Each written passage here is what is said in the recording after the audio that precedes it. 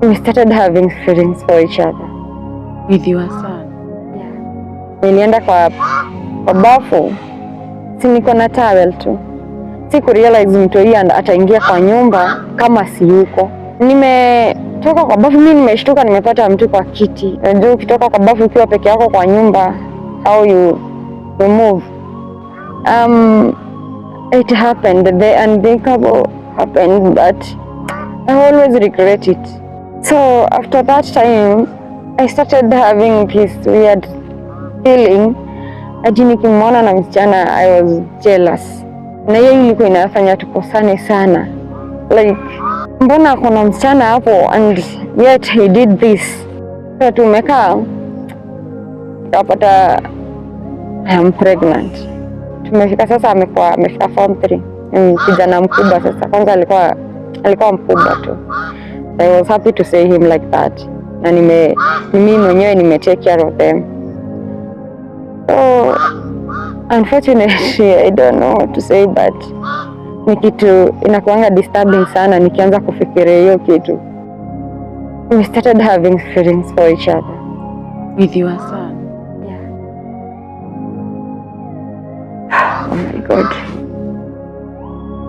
I don't know, but it happened so fast that I didn't realize hadi ikifika place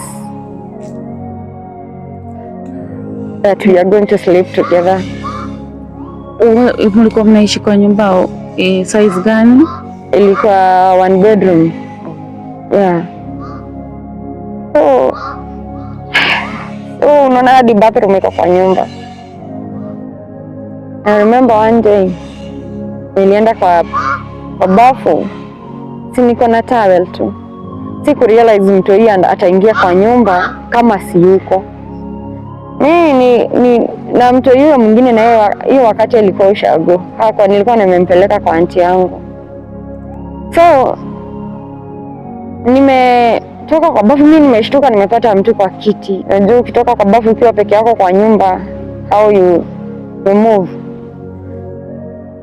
So there I didn't realize it happened. And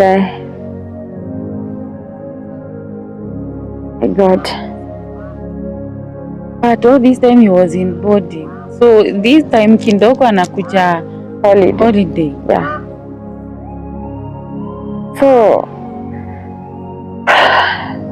goodness. So it happened, the unthinkable happened, but I always regret it.